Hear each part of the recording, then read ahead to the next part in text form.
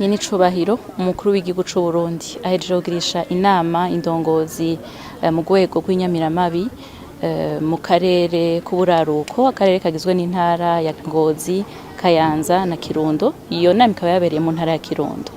Iyo nama iri mu rukurikirane rw'ibikorwa vyatangujwe na Nyenicubahiro umukuru w'igihugu c'u Burundi, akaba ari nawe kizigenza w'ingabo zijejwe kwivuna abansi be n'umutekano mu gihugu, wo guhura n'inyamiramabi mu burere butandukanye bugize igihugu kugira ngo bashobore kuganira imbona nkubone, baganire ku vyerekeye amahoro n'umutekano ngene igihugu cifashe, eka barabire hamwe n'ivyokorwa bibaye ngombwa kugira ngo uwo muhamagaro wabo witeka bashobore kurangura neza cane.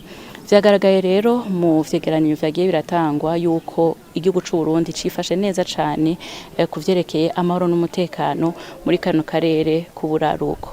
Vyahaye akaryo Nyenicubahiro umukuru w'igihugu c'u Burundi ko kukeza inyamiramabi, kuko nimba amahoro n'umutekano bisasagaye mu gihugu cose, suko umwasi asinziriye, ahubwo nuko bahagaze magabo. Umuhamagaro w'inyamiramabi ni umuhamagaro yise yuko ari uwiteka cane, kuko bagwana n'umwasi ataboneka, kuko abakozi b'ikibi bo baguma bihisha kandi banyegeye mu bene gihugu. Bisigura rero yuko mu vyo bajejwe icambere ari gukingira bene gihugu, mu guhagarira amategeko, eka no kukurikirana kugira ngo iyo hakozwe ikibi amategeko ahonyanzwe, ababikoze bashobore gufatwa kandi bashikirizwe ubutungane.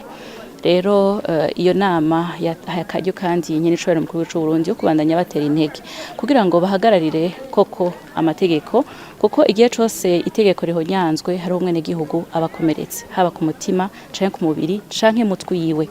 Ivyo rero yabasavye no kubandanya babikora no kuvyerekeye umutekano w'ubutunzi, mu kurabira hamwe kugwanya ubusuma, kugwanya urudandazwa rw'amagendo no gukurikira kugira ngo ntihagire ikintu na kimwe gicereza umwene gihugu, ntihagire ikintu na kimwe gicereza Uburundi kuri yambona kazoza y'Uburundi bwishira bukizana mu 2040, Uburundi buteye imbere mu 2060.